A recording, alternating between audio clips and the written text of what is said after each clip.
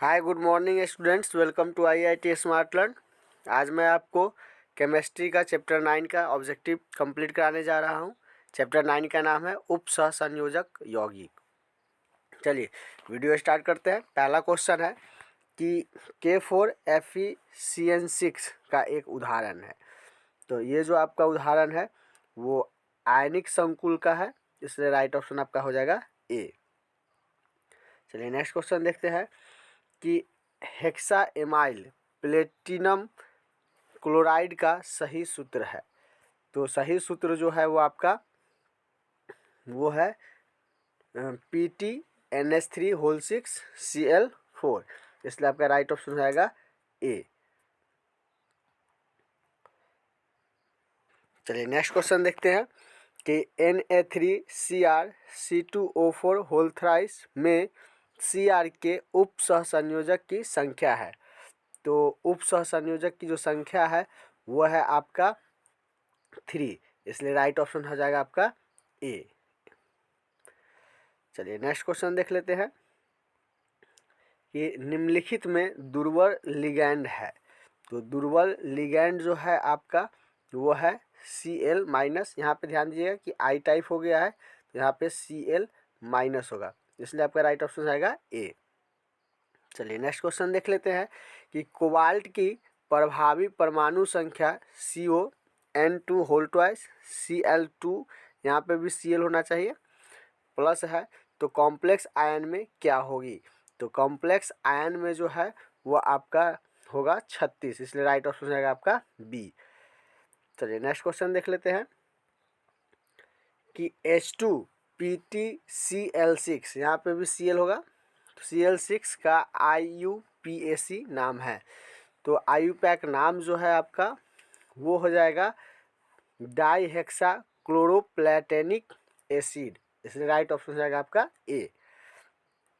चलिए next question देखते हैं कि पोटास एलम का जलीय विलयन होता है।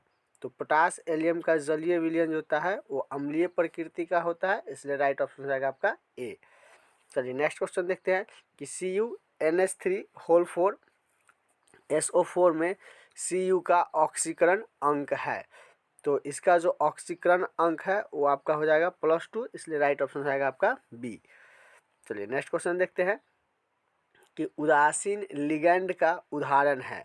तो उदासीन लिगैंड का उदाहरण जो है वो है आपका जल का अणु, इसलिए राइट ऑप्शन हो जाएगा आपका डी।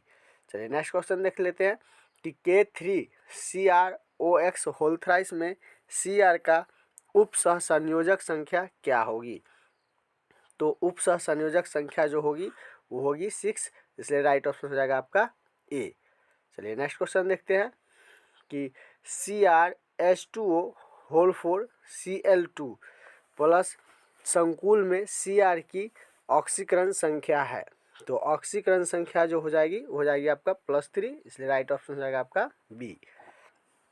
चलिए नेक्स्ट क्वेश्चन देखते हैं कि किस यौगिक के केंद्रीय परमाणु का प्रसंकरण DsP2 है। तो प्रसंकरण जो है DsP2 जो होगा आपका वो हो जाएगा NiCN होल 4 2- का, इसलिए राइट ऑप्शन हो जाएगा आपका वो हो जाएगा सी।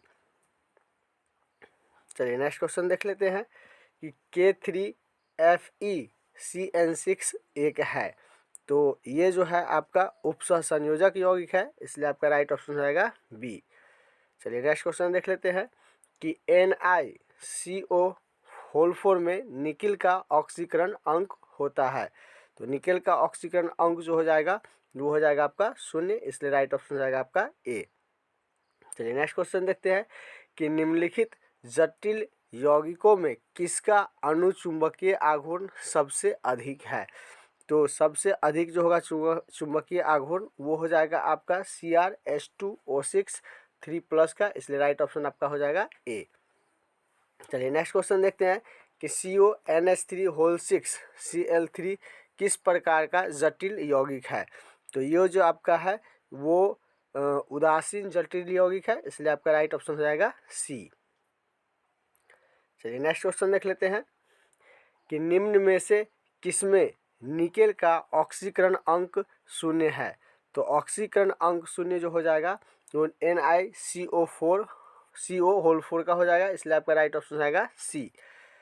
चलिए नेक्स्ट क्वेश्चन देखते हैं कि वह संक्रमण धातु जो जिगलर नाटा उत्प्रेरक के रूप में काम में लाया जाता है वह है। तो वो जो है आपका हो जाएगा वो Ti टाइटेनियम, इसलिए आपका राइट ऑप्शन हो जाएगा सी।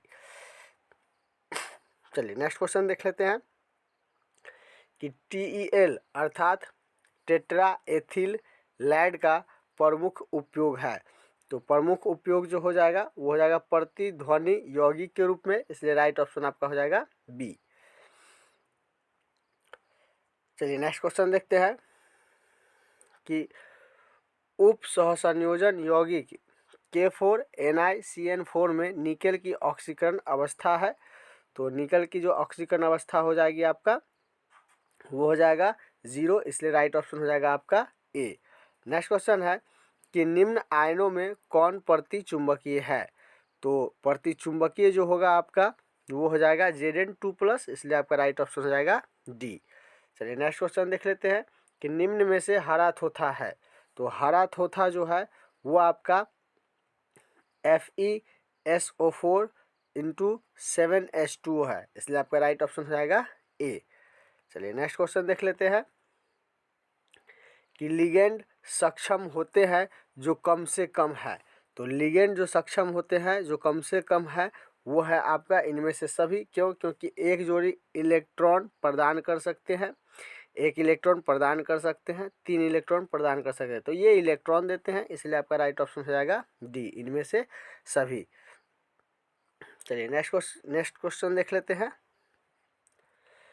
कि K2FeCN6 में Fe की ऑक्सीकरण संख्या है। तो यहाँ जो है आपका ऑक्सीकरण संख्या जो हो जाएगा वो हो जाएगा +2, इसलिए राइट ऑप्शन हो जाएगा आपका ए। चलिए नेक्स्ट क्वेश्चन देख लेते हैं कि मोहर लवण का सूत्र है। तो मोहर लवण का सूत्र जो हो जाएगा वो हो जाएगा आपका FeSO4 NH4 whole twice SO4 × 7H2O, इसलिए आपका राइट ऑप्शन हो जाएगा सी। चलिए नेक्स्ट क्वेश्चन देखते हैं कि संकुल होते हैं।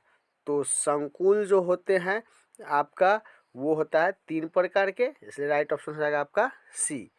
चलिए नेक्स्ट क्वेश्चन देख लेते हैं कि निम्नलिखित में से कौन सा कार्बधात्विक यौगिक नहीं है। तो यहाँ पे जो आपका राइट ऑप्शन हो जाएगा वो हो जाएगा C2H5ONa, इसलिए आपका राइट ऑप्शन हो जाएगा यहाँ पे सी। चलिए नेक्स्ट क्वेश्चन देख लेते हैं कि निम्न में से किसमें पश आबंध पाया जाता है। तो पश आबंध जो आपका पाया जाता है वो पाया जाता है C2H5 होल ट्वाइस Fe में, इसलिए आपका राइट ऑप्शन हो जाएगा डी। नेक्स्ट क्वेश्चन देख लेते हैं कि CrCO होल 6 में क्रोमियम की ऑक्सीकरण अवस्था होती है। तो ऑक्सीकरण अवस्था जो होगी वो हो जाएगा आपका 0, इसलिए राइट ऑप्शन हो जाएगा आपका सी। चलिए नेक्स्ट क्वेश्चन देख लेते हैं कि समन्वयी संख्या 6 रखने वाले संकुल का उदाहरण है। तो ये जो संकुल का उदाहरण हो जाएगा वो आपका आंसर हो जाएगा option D CONH3 whole 6 Cl3, तो राइट ऑप्शन हो जाएगा आपका डी। चलिए नेक्स्ट क्वेश्चन देखते हैं कि रिंग यौगिक FeH2O5NO SO4 में आयरन की ऑक्सीकरण अवस्था होती है।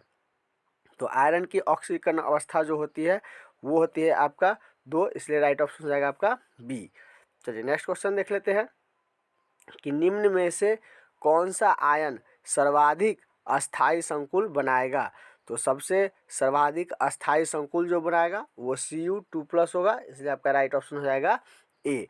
इस तरीके से मैंने आपको 9th चैप्टर भी कंप्लीट करा दिया है। यदि आप हमारे चैनल पर नए हैं तो चैनल को सब्सक्राइब ज़रूर कर लें, क्योंकि आपको यहाँ पे सभी सब्जेक्ट की तैयारी कराई जाएगी और आप इसके थ्रू एग्ज़ाम में बहुत अच्छा मार्क्स ला सकते हैं। तो आज के वीडियो में बस इतना ही, मिलते हैं नेक्स्ट वीडियो में।